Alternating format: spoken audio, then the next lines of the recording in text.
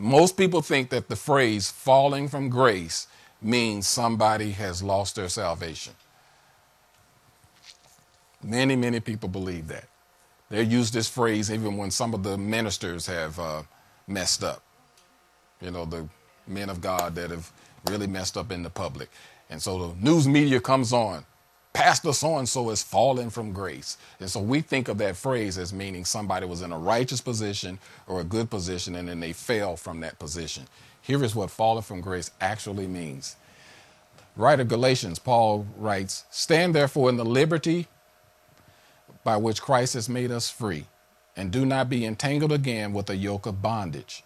And the bondage that he was specifically speaking of was the bondage of trying to religiously live up to and fulfill all of the law in order to be saved and to stay saved. Indeed, I, Paul, say to you that if you become circumcised, Christ will profit you nothing. He was dealing with them because that church was, a teaching had come in that said all these folks who were not Jews that had gotten saved needed to get circumcised in order to really be saved. Sounds like some of the stuff we got today. You know, I know that giving your heart to the Lord and all that stuff is okay, but if you really want to be saved, you need to come out them pants and take that makeup off and same stuff. Same stuff.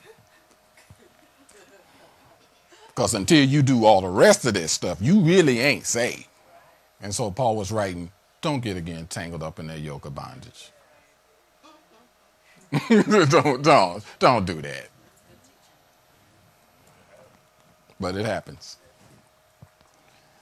Verse 3, and I testify again to every man who becomes circumcised that he is a debtor to the whole law. What is he saying? He's saying, now if you start trying to fulfill righteousness by fulfilling the law, then you're putting yourself in a position like this, where you're going to have to try to fulfill all of it. Because that's how the law works. You have to do it all.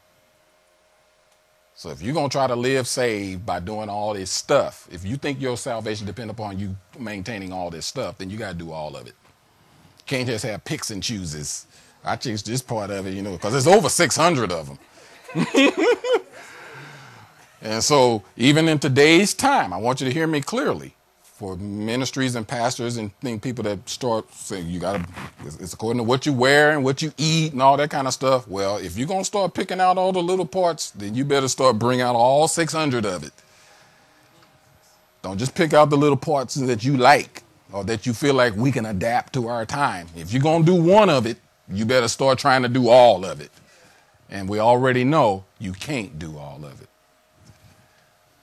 And I testify again to every man who becomes circumcised that he is a debtor to the whole law. Now comes the key word.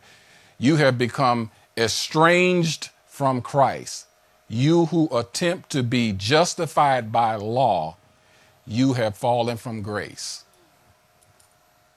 Falling from grace doesn't mean I was in a righteous position and then I fell into sin. Falling from grace means I was in a righteous position and now I'm trying to fulfill the law again.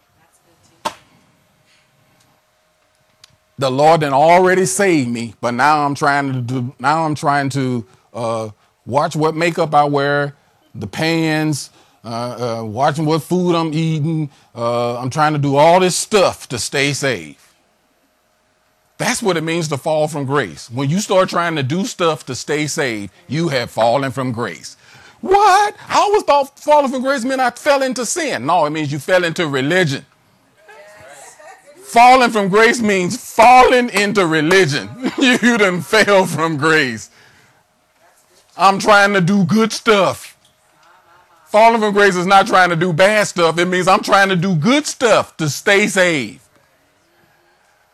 Isn't that good to know? Come on, bless the Lord. Thank you, Lord.